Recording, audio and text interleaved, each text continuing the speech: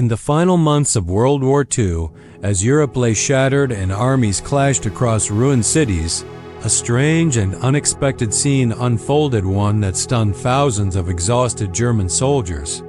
It didn't happen on a battlefield. It didn't involve gunfire, tanks, or the roar of aircraft. Instead, it began in a line of starving Wehrmacht prisoners of war, standing silently, waiting for food.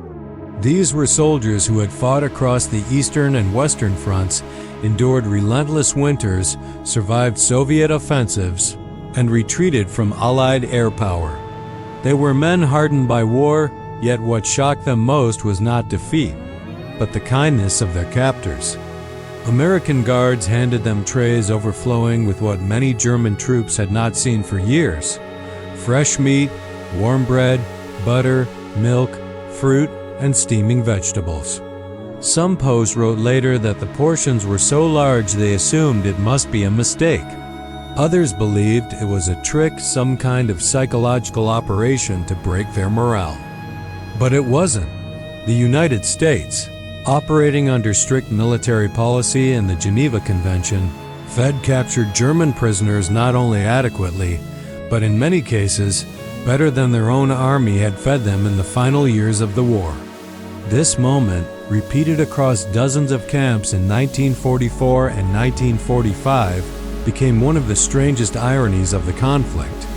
Soldiers who had served under Adolf Hitler as military machine once feared a cross. Europe now found themselves treated with a level of care that contrasted sharply with their own nation's collapsing supply lines. To understand why German soldiers were astonished, we must step back into the harsh reality of the Wehrmacht's logistical downfall. By 1944, Germany's food system was crumbling. Allied bombing had shredded rail networks. Farmland lay in ruins. Millions of workers had been conscripted or killed, and scores of civilians starved quietly in the shadows of the collapsing Reich. Military rations shrank drastically. Many frontline soldiers survived on thin soups, small portions of dark bread, ersatz coffee made from roasted barley, and occasional scraps of meat. In some divisions, official rations supplied less than half the calories needed for a soldier in combat. Meanwhile, the U.S. Army implemented one of the most advanced logistical systems in military history. American soldiers received standardized rations developed through nutritional science: K rations, C rations, B rations, each designed to sustain a fighting man in the field. Even in prisoner of war camps, the U.S. military followed guidelines requiring a minimum daily caloric intake, access to medical care, and shelter that met specific standards. The contrast was so dramatic that German soldiers often described American meals as unrealistic, luxurious, and something from another world. In many POW diaries discovered after the war, entries from spring 1945 contained the same hauntingly similar reaction. "We are eating better than we ever did in the Reich," but this story is more than a simple comparison of rations. It is a look into the deeper truths of a world war entering its final phase, the collapse of a dictatorship, the power of industrial logistics, and the unexpected humanity that can appear even amid the brutal machinery of global conflict. For some German soldiers, the first decent meal in years triggered overwhelming emotion. A few reportedly cried quietly over their trays. Others felt shame. Many felt confusion. These were men who had been told that the Allies, especially the Americans, were brutal barbarians, enemies who would show no mercy. And yet, here they were, being fed more generously than they had been by the very nation they had fought to defend. On the American side, the treatment was driven not by compassion alone, but by policy. The U.S. knew that mistreatment of POWs could provoke retaliation against captured American troops held in German camps. By feeding their prisoners well, the Americans hoped to ensure reciprocal treatment. Additionally, U.S. military leadership believed that strict adherence to international law reflected national values and reinforced the moral high ground as the war neared its end. Still, none of this was known to the German soldiers who stood in those cafeteria lines for the first time. All they knew was that something astonishing was happening. A young American private on guard duty recalled in his memoirs that the prisoners looked as if they could not believe their eyes. He wrote that a few POWs examined the food carefully, expecting hidden tricks. One man reportedly whispered, "This cannot be real." Not for us, but it was real. This moment, this collision between expectation and reality, became one of the most remarkable human contrasts of World War II. It symbolized how dramatically the fortunes of nations had reversed, and it marked the beginning of a surprising chapter in the final days of the conflict, a chapter in which German soldiers, broken by war, discovered that their enemy was feeding them with a level of care their own army could no longer provide. This is the story of why it happened, how it happened, and how it changed the perception of thousands of men who had once marched under the banner of the Third Reich, the logistical disaster that left German soldiers starving. By 1944, the German war machine was no longer the unstoppable force that had thundered across Europe in the early years of World War II. What had once been a tightly coordinated military infrastructure supplied by conquered territories and powered by vast industrial networks was now unraveling at every level. And nothing revealed this collapse more clearly than the food on a soldier's plate. To understand why German posts were stunned by American meals, we must examine the catastrophic breakdown of the Reich's supply system. It wasn't merely mismanagement. It was the inevitable outcome of a nation fighting a global war it could no longer sustain. When Hitler launched the invasion of the Soviet Union in June 1941, German planners assumed a rapid victory. They believed the Red Army would collapse in weeks, and that the vast farmland of Ukraine and the Western Soviet territories would feed the Reich for years. But the war dragged on. Germany became trapped in a brutal, attritional conflict on multiple fronts. Every year, more rail lines were destroyed, more supply depots bombed, and more transport vehicles lost. The agricultural labor force shrank drastically as men were drafted, and foreign forced laborers, millions of them, were fed barely enough to survive. By 1944, the situation was dire. Allied bombing campaigns specifically targeted rail junctions, ports, factories, and fuel depots. Even if food existed in the countryside, transporting it to the front lines became nearly impossible.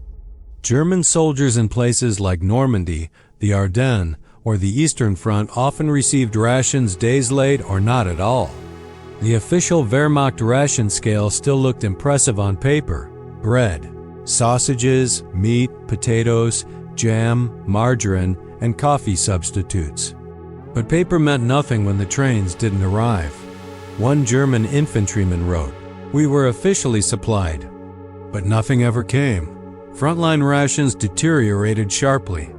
Instead of proper meals, soldiers were often given watery cabbage soups, black bread so dense it was hard to chew, and ersatz coffee brewed from roasted barley or acorns. Meat became rare. Fresh vegetables nearly vanished.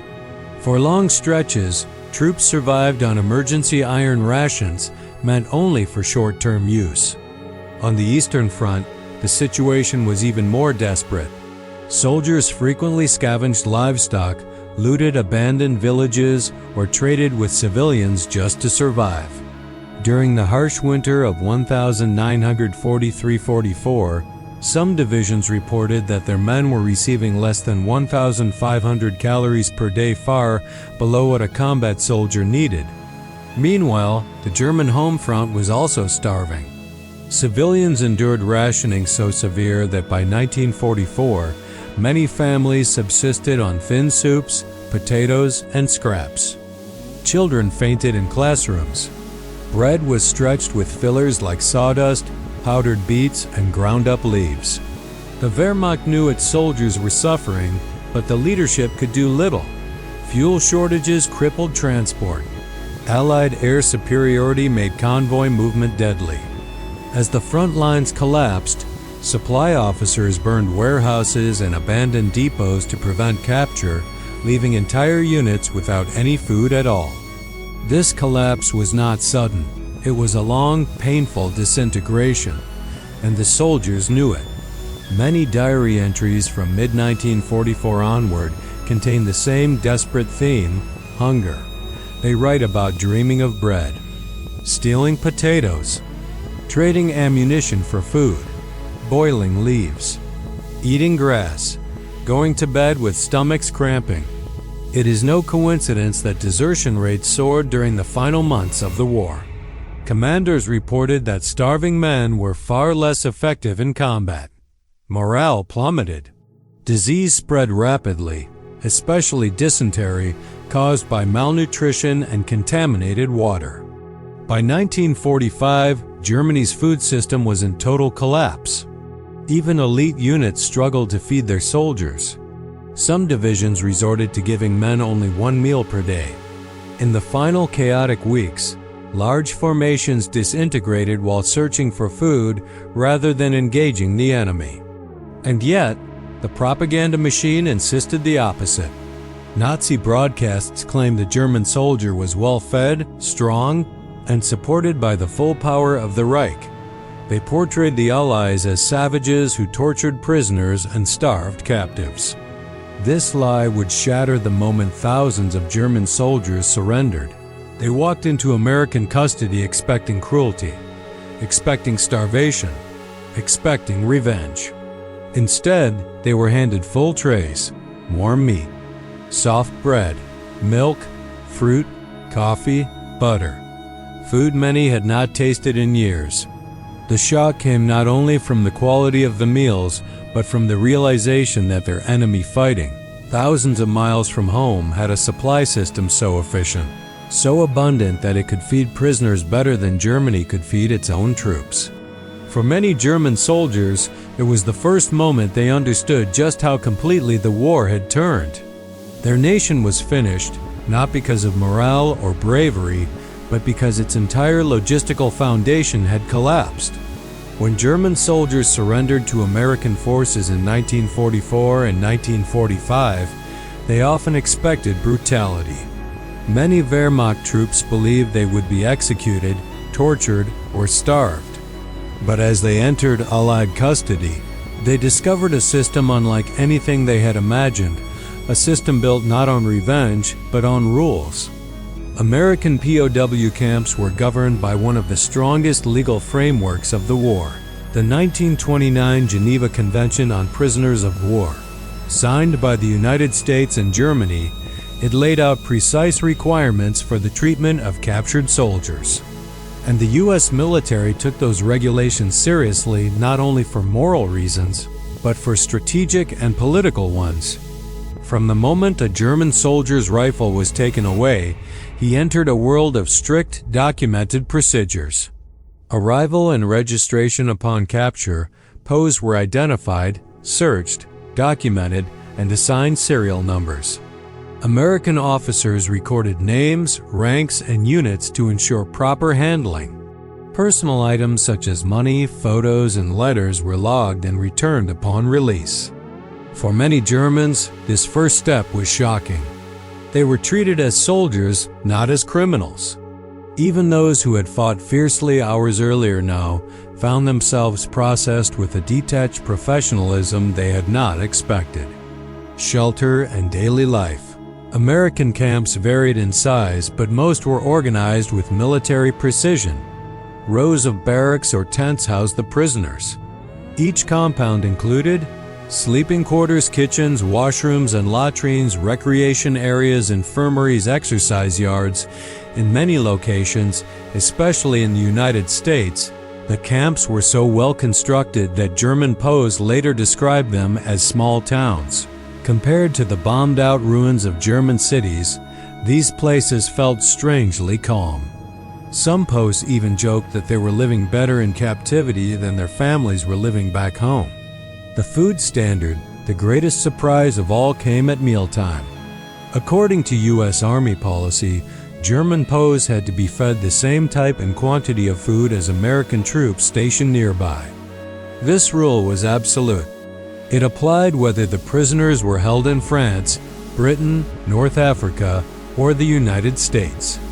It meant that even during shortages, POWs received fresh or canned meat, potatoes, and vegetables, bread baked according to U.S. military standards, dairy products when available, coffee or substitutes fruit, often more than frontline German troops had seen in years.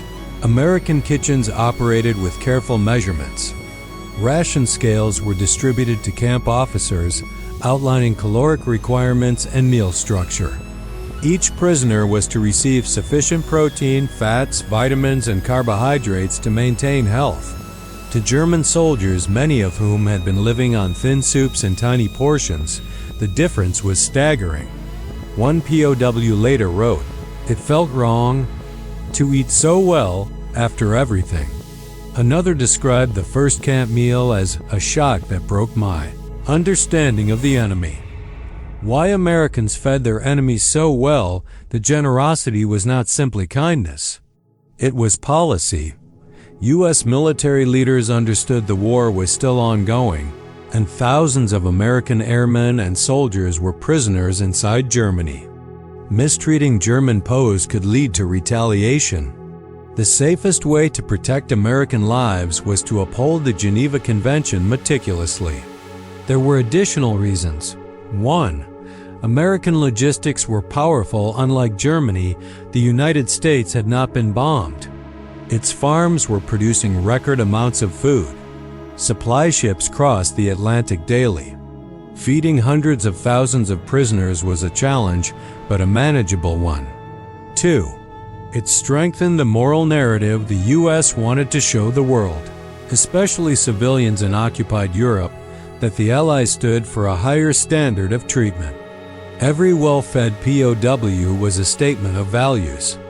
3.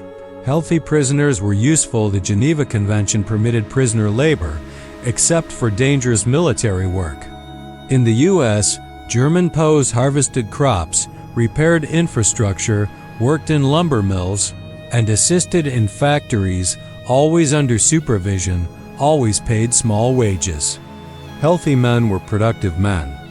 Malnourished men were not. 4. Humanitarian principles. While not every guard was benevolent, the overall system was designed to prevent abuse. The War Department stressed discipline, accountability, and inspections by neutral observers such as the International Red Cross. For thousands of German soldiers, this treatment created a sense of bewilderment. They had been told the Americans were monsters. Yet here they were, receiving medical care, food, clothing, and opportunities to work. Some felt guilt. Some felt relief. Others felt anger at their own government for failing them so completely. A strange atmosphere of peace POW camps developed a rhythm of daily life that was surreal at times.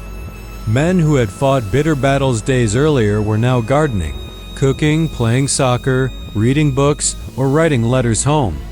American guards often noted that the prisoners were disciplined, organized, and eager to follow routines. Many were grateful simply to be alive. The worst horrors of the war, starvation, and brutality were behind them. And every meal reminded them of a truth they could not ignore. The United States had the resources and stability their homeland had lost. The battlefield ideology of the Third Reich collapsed the moment a German soldier sat down in an American dining hall and ate better than he had in years.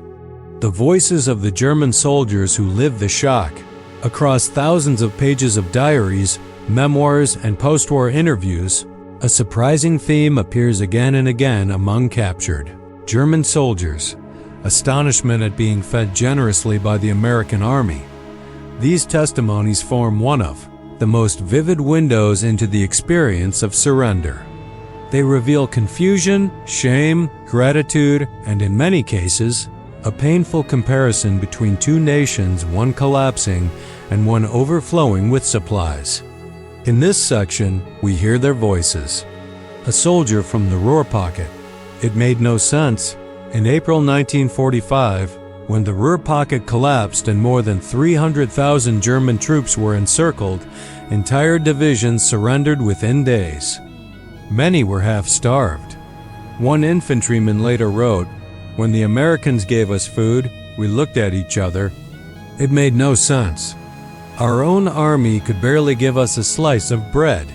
He described his first American camp meal: pork, bread, potatoes, and canned fruit. Just weeks earlier, his unit had eaten boiled nettles. Another soldier from the same encirclement recalled that the smell of meat alone caused several men to tear up. "We had forgotten what real food smelled like," he wrote. The Normandy captives, a plate full of what we hadn't seen in years. German units captured after D-Day often arrived severely underfed. Several POWs described their shock at receiving a plate full of food we had not seen in years. Common items mentioned were white bread, butter, beef stew, apples, hot coffee. One artillery gunner wrote that the last time he had eaten an apple was before the war began. He added that the American guards seemed indifferent to the food's significance. To them, it was normal, he said. To us, it was unbelievable. Letters home. "Do not worry. I am eating more than you." Many of these letters survive in archives. A recurring sentence appears in them: "Do not worry about me. I am eating better than you." These statements were not propaganda. They were personal admissions from men who knew their families back in Germany were hungry. In fact, POWs often pleaded with relatives not to send food packages because the camps provided more than enough. This created emotional turmoil. How does a soldier process the fact that his enemy feeds him better than his own country feeds its civilians? For many, it changed their understanding of the war entirely. A Luftwaffe mechanic. "I felt shame." Captured near the end of the war, a Luftwaffe mechanic recounted being served a full breakfast of eggs, toast, and fruit. He wrote, "I felt shame. We had bombed their cities, killed their young men, and yet they fed us like this." This sense of shame appears frequently in testimonies. It wasn't just hunger that affected the POWs, it was the realization that a nation they had been taught to despise showed them humane treatment while their own government collapsed in violence and delusion. Camp Hearn, Texas. Too much food. In the United States, where over 370,000 German POWs were held, some found the food almost overwhelming. At Camp Hearn in Texas, a prisoner recounted his first sight of the mess hall. Mountains of food. Meat, vegetables, bread, milk. Too much food. "We thought it was a dream." Many German POWs gained significant weight in the first months of captivity, something American doctors recorded with surprise.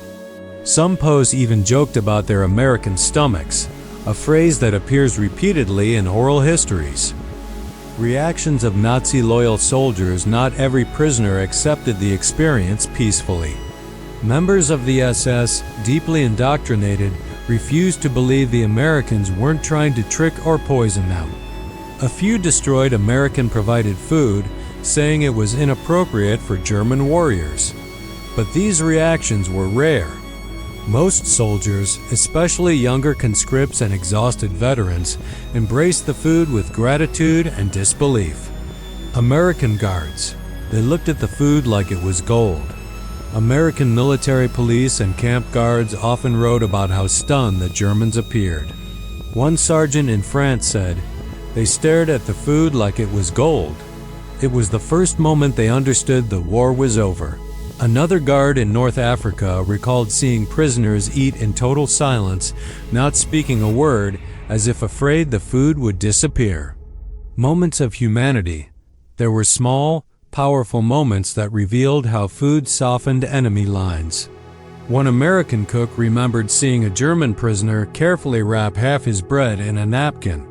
When questioned, the prisoner replied, "For later. I do not want to waste something so precious." In another camp, a German POW baked traditional rye bread for both prisoners and American guards. The Americans were impressed by his skill. The Germans were moved that someone valued their culture in captivity. Such moments did not erase the brutality of war, but they offered glimpses of humanity. Learning the truth through meals. For many POWs, the food became a symbol of something larger. The United States had resources their nation did not. American logistics were unmatched.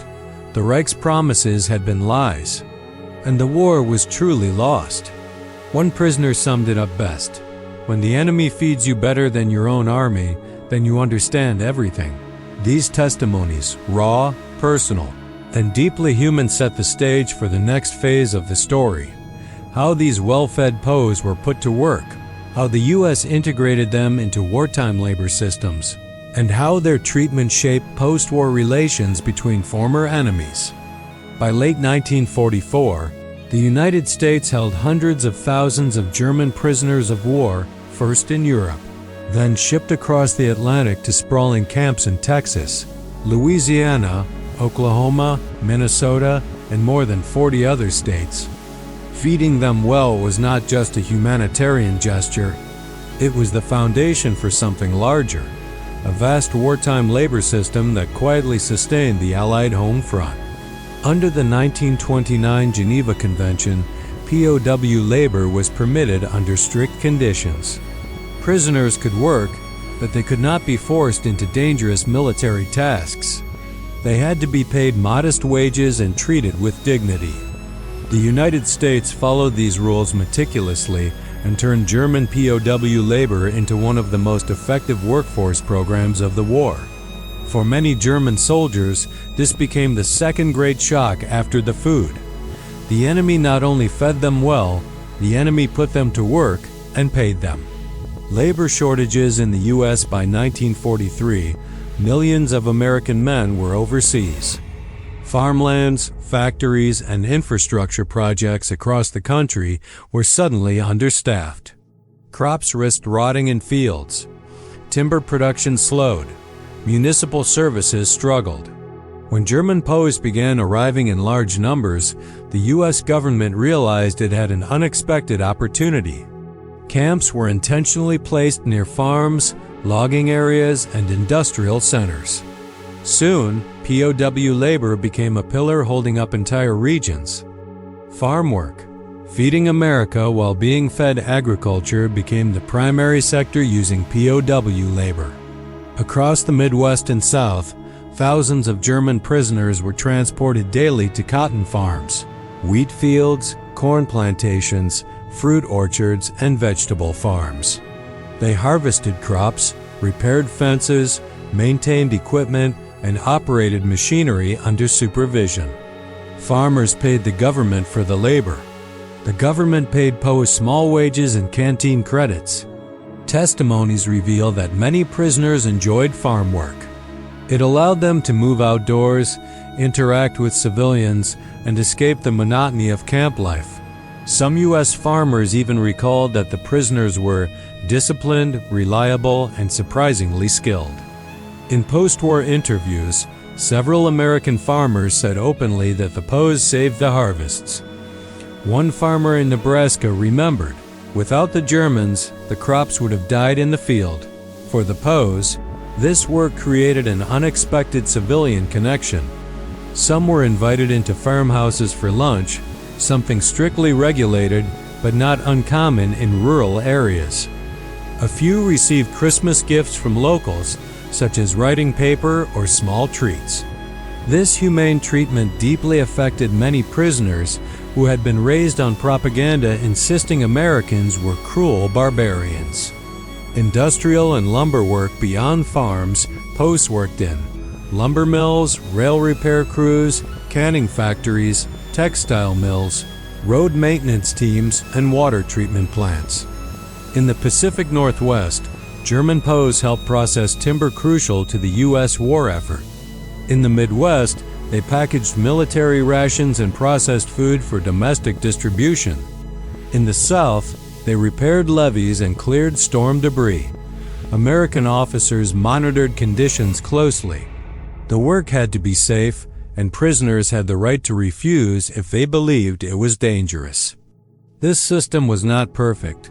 No POW system ever is, but international observers, including the Red Cross, repeatedly documented that U.S. compliance was generally strong. The psychological impact on the POWs, well-fed and given structured work, many German soldiers underwent a profound psychological shift. Every day of decent treatment eroded the propaganda they had been taught. Some prisoners realized the moral bankruptcy of the regime they had served. One POW wrote, "I came to hate the lies we had been told. The Americans were not monsters. We had been the ones serving a monster." 2. A sense of purpose returned work restored dignity. POWs found stability in routine. 3. Bonds formed across enemy lines while fraternization rules existed. Human nature found ways around them. American guards and German prisoners sometimes developed respectful relationships. Civilians, especially in rural areas, saw the prisoners not as enemies, but simply as men far from home.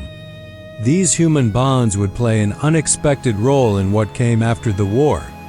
Payments and camp economies under the Geneva Convention, POWs received small payments for their labor, often in camp scrip or coupons rather than US dollars. They could buy tobacco, chocolate, toiletries, stationery, and small comforts. Some bought materials to craft wooden toys, carvings, or handmade tools. These objects survive in American households to this day, passed down as curiosities. POWs also wrote letters home, describing their experiences. In many, a recurring message appears: "We are treated fairly. Do not fear for me." These letters astonished German families who believed Allied camps were brutal. The reality, good food, structured work, and humane treatment contrasted sharply with Nazi propaganda. Resistance, hardliners, and camp conflicts. Not all prisoners accepted the system peacefully. Inside many camps, die-hard Nazi loyalists formed secret groups to intimidate moderates or punish perceived traitors. Some POWs who cooperated with Americans or expressed anti-Nazi views were beaten or even killed by fellow prisoners. American authorities eventually separated extremist groups into isolated compounds. Despite these tensions, the majority of POWs adapted quickly to camp life. A workforce the U.S. came to depend on by mid-1945, German POWs performed millions of labor hours per month across the United States. As one agricultural report noted, the German prisoners were essential. Without them, food production would have suffered significantly. It was a remarkable twist. The same soldiers who had once fought against America were now helping feed the nation, while being fed better than their own army had fed them. In the next section, we turn to the end of the war and what happened when these well-treated prisoners returned home to a Germany in ruins. By late 1945 and into 1946, the great tide of German prisoners of war held by the United States began to move again, this time not toward battlefields, but toward home. And now, hundreds of thousands of former POWs prepared to return to a country they no longer recognized. For many, the shock awaiting them in Germany would be even greater than the shock they had felt upon receiving their first American meal. These men had lived through hunger, surrender, and captivity. They had been fed, housed, and put to work under a stable system. Now they were stepping into a devastated landscape where cities lay in rubble, the economy was paralyzed, and civilians were enduring some of the worst food shortages in modern European history. This is the story of what happened when the well-fed prisoners went home. The journey back after Germany's surrender in May 1945, the repatriation of POWs, was a slow and complex process. Transport lines were damaged, records were incomplete, and the Allies needed time to evaluate each prisoner. Some POWs were sent directly home from Europe, while others who had been shipped to the United States had to make the long voyage back across the Atlantic. Many returned months, even years after the war had ended. On these journeys, one truth became immediately apparent. Most German POWs were healthier, heavier and stronger than when they had been captured. U.S. medical officers documented significant weight gain among the majority of prisoners. Some had gained 10, 20, even 30 pounds. Their faces were fuller, their bodies stronger. When they docked at European ports, they were often unrecognizable even to their own families. And then the reality hit. Germany in ruins, the Germany they returned to was not the powerful nation they had once served. It was a shattered land. Cities like Dresden, Cologne, and Hamburg were mountains of ash. Millions were homeless. Food was critically scarce. The black market was the only functioning economy for many. Between 1945 and 1947, civilians endured what historians call the Hunger Years. Caloric intake for the average German adult dropped drastically, sometimes to as low as 1,000 calories per day, far below healthy levels. Bread was rationed. Butter was a luxury. Meat was almost non-existent. Children suffered malnutrition. Elderly citizens fainted in food lines. Entire communities survived on watery soups, potatoes, and whatever could be traded or scavenged. Compared to this devastation, the returning POWs seemed almost out of place. One German woman recalled seeing the first returning prisoners. They looked like Americans, strong and clean. We looked like ghosts. This contrast caused tension within families and communities. Some civilians resented the POWs. Others embraced them with relief. But nearly all reacted with disbelief at how well-fed the returning soldiers appeared. The stories they brought home when former POWs told their families that the Americans had fed them generously, many Germans refused to believe it at first. They had lived through years of propaganda. The Allies were described as brutal. American troops were said to torture prisoners. Captivity was portrayed as certain death. Now the returning soldiers said the opposite was true. They told stories of daily meals with meat and vegetables, white bread and coffee, clean barracks, medical care, and structured labor, and American guards who treated them with professionalism, even respect. For many German civilians, this information conflicted sharply with what they had been taught. It challenged their understanding of the war and the world. Some reacted with relief. Others reacted with shame. Still others reacted with anger toward the Nazi regime that had lied to them. One former POW wrote shortly after returning, "The Americans fed us better than the Reich ever did." This truth wounded many people more deeply than any bomb. A silent transformation, the treatment the POWs received had unintended consequences. While the Allies did not set out to re-educate German prisoners through food, the experience had that effect. For many, the humane treatment they received undermined years of indoctrination and sparked a re-evaluation of Germany's role in the war. Historians note that many returning POWs became quiet advocates for democracy. Others helped rebuild local governments in the new West Germany. Some played roles in post-war Franco-German and American-German reconciliation. The seeds of this transformation were planted not in classrooms or political lectures, but in mess halls and work details, where former enemies encountered fairness, organization, and dignity. The hard transition returning POWs faced enormous practical challenges. Jobs were scarce. Housing was destroyed. Many families had been displaced. Some prisoners discovered their homes gone and their relatives dead. Yet the health and strength they had regained in captivity helped them survive the hardships of post-war life. A former prisoner once said, "The Americans gave us back something we had lost, the strength to start over." And start over they did, contributing to the eventual rise of a stable West Germany. The first night in an American POW camp was often the moment when captured. German soldiers realized just how different their new reality was. For months, sometimes years, they had lived under constant hunger, rigid discipline, and the fear of punishment within their own army. Now, behind barbed wire on foreign soil, they discovered something unexpected: food, routine, and a level of dignity many had not felt since the early years of the war. Inside the camps, daily life followed a rhythm. At dawn, American guards performed roll call. The Germans stood in neat lines, but the tension many expected simply wasn't there. Former Wehrmacht infantryman Walter Bussmann later recalled how surprised he was that American guards addressed them politely, even though the war was still raging in Europe. His memory wasn't unique. Hundreds of testimonies from POW libraries and declassified records echo the same sentiment.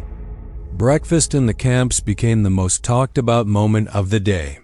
While German field rations had deteriorated into thin soups and dry, stale bread, the American camps served porridge, fruit, coffee, and occasionally scrambled eggs.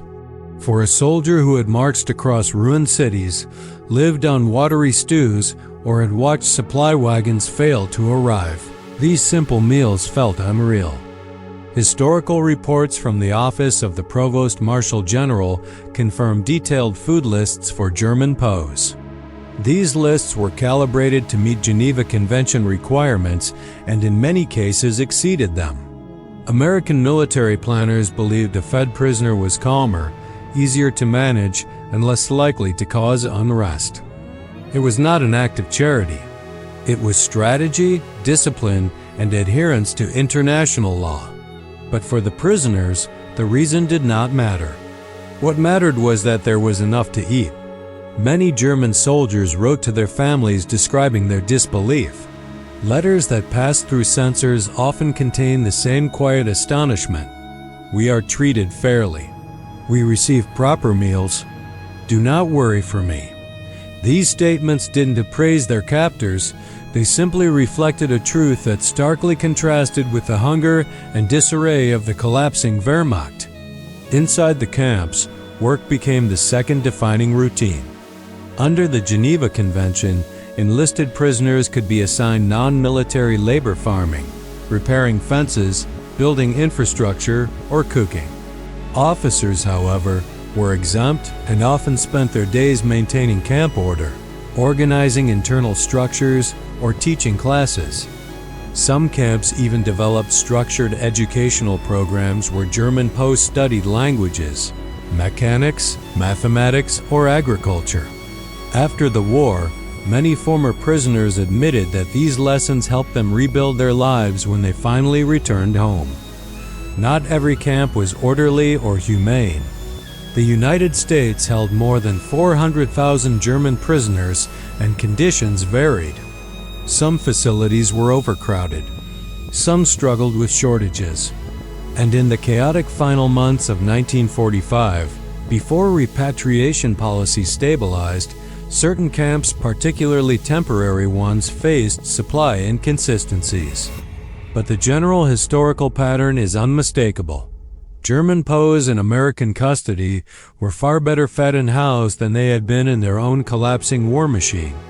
Evenings in the camps often brought a strange silence. Guards reported how German prisoners would sit in small groups, speaking softly, trying to make sense of the situation. Some refused to believe the war could be lost. Others accepted reality early, exhausted by years of retreat. What united them was the surreal nature of their captivity that felt safer than the front lines they had left behind. The American Red Cross played a crucial role, ensuring compliance with Geneva protocols. Inspections, supply checks, and camp reports provided transparency. These records are preserved today in national archives, offering historians a detailed picture of the food quantities, medical care, and camp conditions. It is from these documents that the most surprising fact emerges. In many cases, the caloric intake for German prisoners was close to, or even higher than, what American soldiers received, especially during periods of domestic rationing. Medical care followed similar principles. POWs with injuries or illnesses were treated in camp infirmaries. Severe cases went to military hospitals. Surgeons operated on prisoners with the same equipment and methods used for American soldiers. This level of treatment stunned many Germans, who had seen badly wounded comrades left with minimal care during the chaotic final months of the war.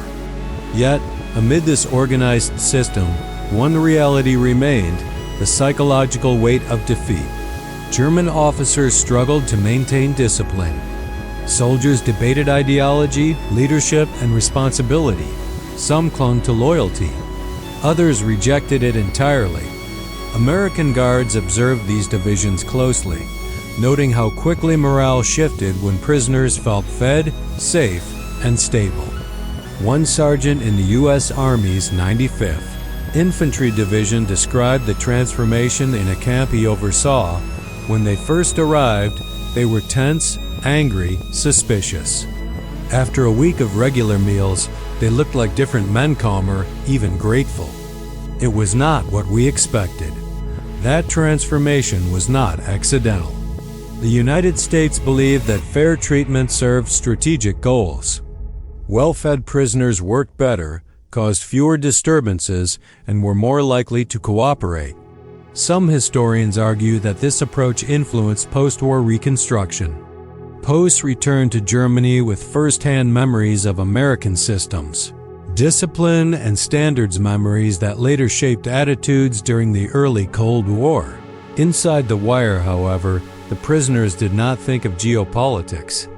They thought of home. They thought of food. They thought of survival. And each evening, as they ate meals far better than the rations they had received during their final campaigns, many German soldiers quietly accepted a truth they would later repeat to interviewers, historians, and their own families. The Americans fed us better than our own army ever did. For many German prisoners, the initial shock of receiving regular meals was only the beginning. As weeks turned into months, the camps became places where the prisoners confronted not just hunger, but the collapse of an entire worldview.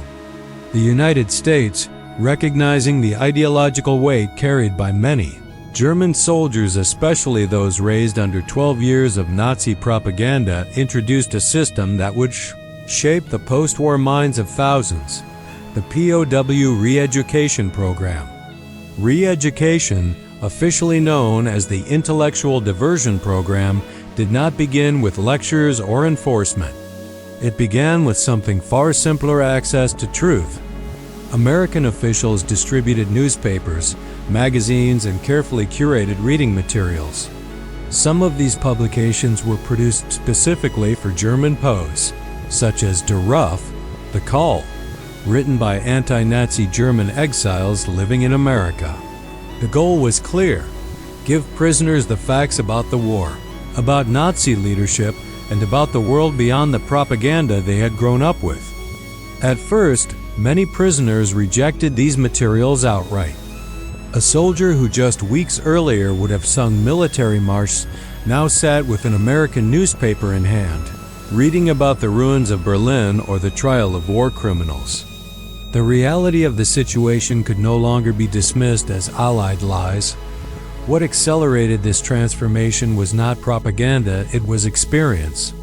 When a prisoner received medical treatment from an American nurse, when he was handed a plate of food that met nutritional standards, or when he saw guards behaving with professionalism instead of cruelty, a question naturally arose in his mind: if the enemy is as barbaric as I was taught, why am I safer in their camp than in my own army? This cognitive shift is heavily documented in POW memoirs. A former Wehrmacht soldier named Hans Werner Richter, who later became a significant German writer, described his time in American custody as the moment he first began to question the ideology he had been raised in. Others echoed this pattern, noting that being treated as human beings, despite the devastation their army had caused, forced them to confront moral contradictions. But the camps weren't peaceful utopias. The United States faced a difficult challenge: how to maintain order among a population containing both hardened Nazis and young conscripts who had never fully embraced the ideology. American guards responded by separating high-risk ideological groups into different compounds, a strategy supported by the Office of the Provost Marshal General to prevent political violence inside the wire. Meanwhile, educational classes expanded. Universities across the U.S. supplied textbooks. German-speaking American officers taught everything from mathematics to agronomy.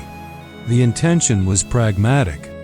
Many prisoners would eventually return to a devastated homeland, and giving them useful skills would aid reconstruction. The Geneva Convention permitted education programs, and American authorities embraced the opportunity. A fascinating transformation occurred during these months. A growing number of prisoners expressed admiration for the American system not out of loyalty, but out of recognition. They saw organization, stability, and fairness even in a time of global war. And while some remained resistant, thousands slowly distanced themselves from extremist beliefs. The Red Cross noted that morale among prisoners rose steadily in camps, offering structured education and consistent meals. Another powerful influence was communication. Many prisoners were allowed to write letters home, subject to censorship. As news from Germany trickled in stories of bombed cities, starving civilians, and military collapse, the contrast between their own situation and the suffering of their families became impossible to ignore. For some, it created guilt. For others, relief. But for most, it created a profound confusion. Why were American captors following international standards more faithfully than their own government? By mid-1945, after Germany's surrender, this ideological shift grew stronger. When the war ended, Germany was divided, its leadership dismantled, and its cities in ruins.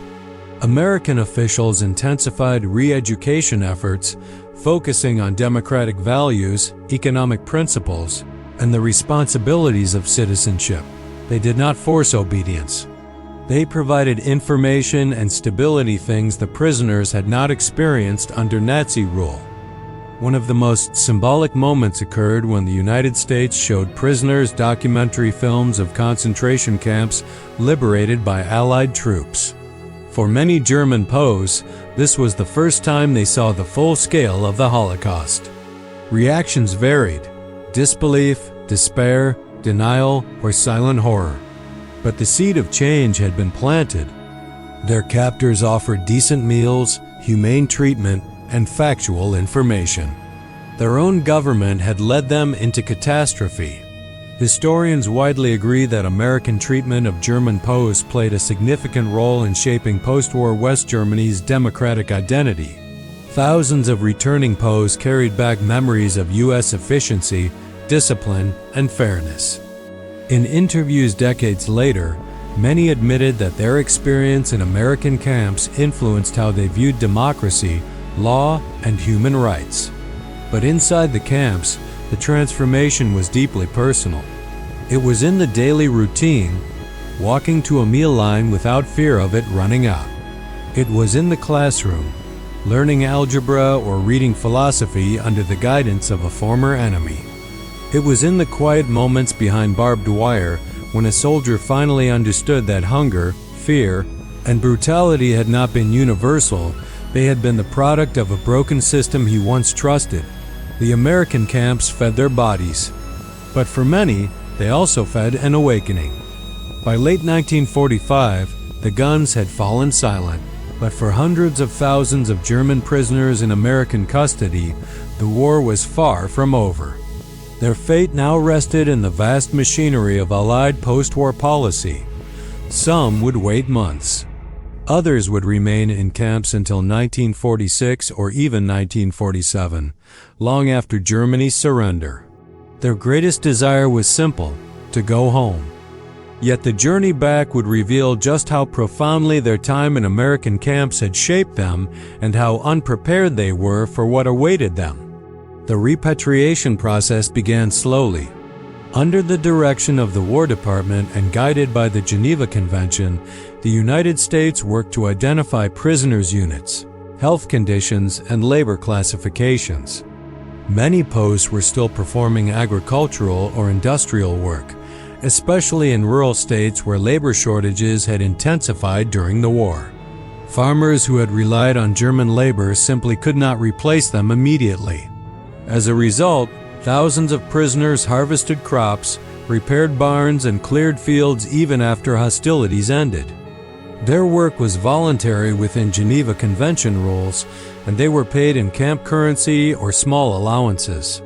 For many American communities, the presence of German POWs had become a normal part of local life. Some towns viewed them with suspicion. Others treated them with unexpected friendliness. Church groups sent holiday packages to POW camps. Families on farms shared meals within the rules during work assignments. These interactions left a deep impression on the prisoners. It was a level of civilian kindness that contrasted sharply with the destruction raging across Europe. But the return home could not be delayed forever. By early 1946, large transport operations began mobilizing. Posts were gathered, processed, medically inspected, and prepared for departure. For many, this moment brought mixed emotions. They longed for home, yet they had grown accustomed to stability. 3 meals a day, regular routines, and treatment that despite captivity had preserved their dignity. The uncertainty of post-war Germany loomed like a shadow. Ships carried them across the Atlantic, sometimes back to Germany, but often to staging areas in France or the United Kingdom where they would be further processed.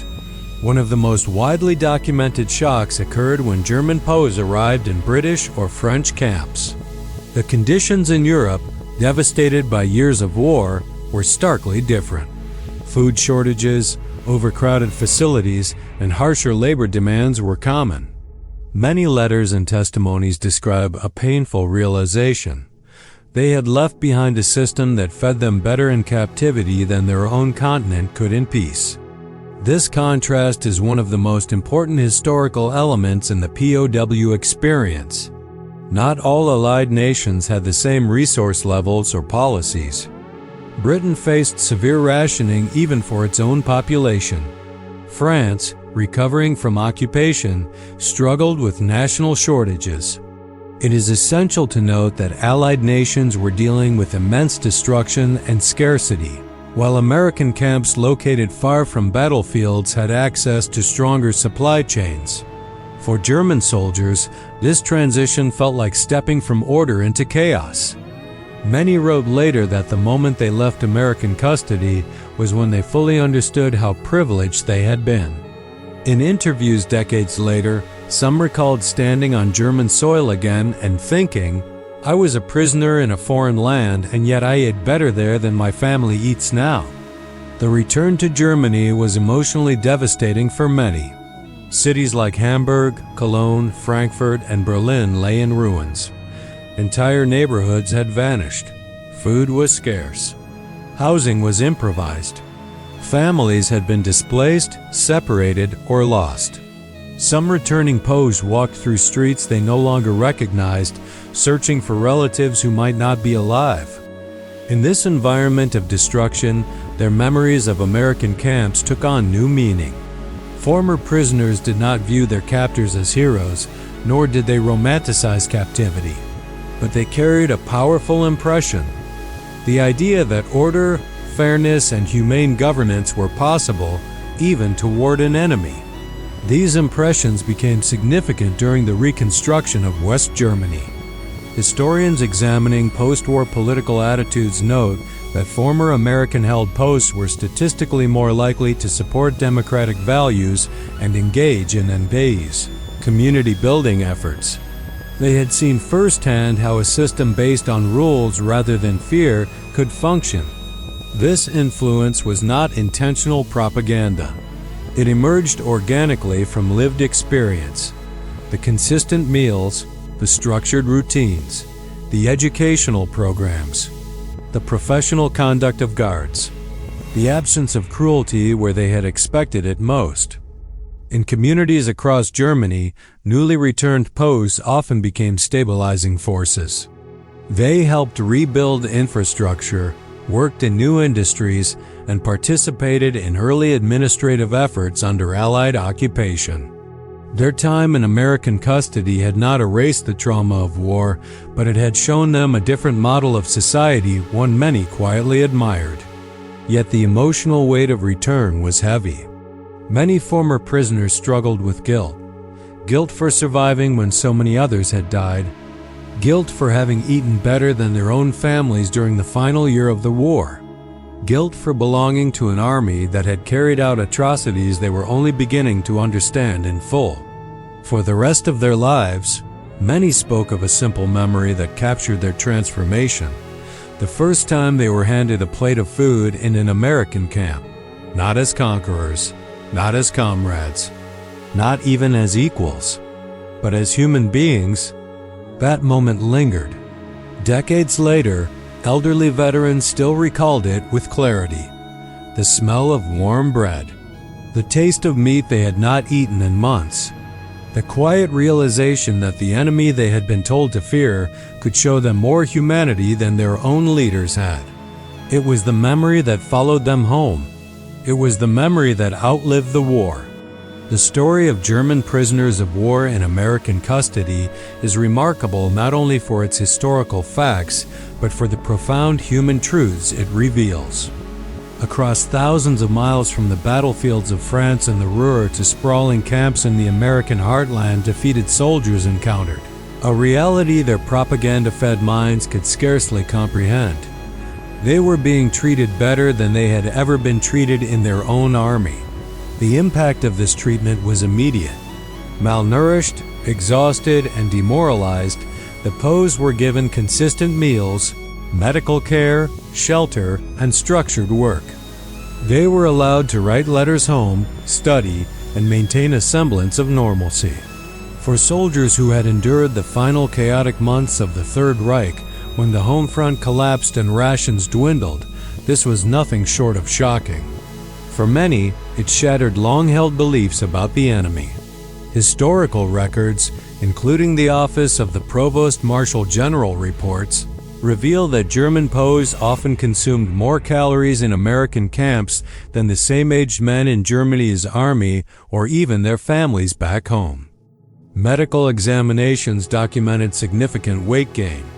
Diaries and letters show a consistent reaction: disbelief, gratitude, and even moral reflection. Soldiers wrote about feeling guilt for having fought for a regime that had lied to them and for having survived while millions of civilians starved. But the story of the camps goes beyond nutrition. It is the story of how the American system created order and stability even in the midst of global chaos. POWs were allowed to work, often in agriculture, manufacturing, and infrastructure repair. Their labor helped sustain the American home front while simultaneously offering them structure, purpose, and dignity. The camps followed the 1929 Geneva Convention to the letter, and the oversight of the International Red Cross ensured accountability. These measures combined to produce an environment where prisoners were not only fed, but respected, a revolutionary concept for soldiers raised to expect harsh punishment upon surrender. The psychological and ideological impact of this humane treatment cannot be overstated. Former POWs who survived captivity returned to a Germany in ruins. Cities lay in rubble, food was scarce, and families were fractured. And yet, those who had experienced American camps carried with them an unshakable memory of fairness, order, and human decency. Oral histories and memoirs reveal that many former prisoners quietly adopted the belief that governance and society could function without coercion, fear, or brutality. Some became early advocates for rebuilding democratic institutions. Others shared with neighbors and communities the lessons they had learned that humanity could survive even in war. And propaganda were ultimately nourished, healed, and educated by the nation they had been taught to despise. The same army that had dropped bombs on German cities fed them better than their own supply lines could. The same nation that had fought them in battle treated them with dignity and respect. History is replete with examples of revenge and cruelty, yet here, mercy became both strategy and moral statement.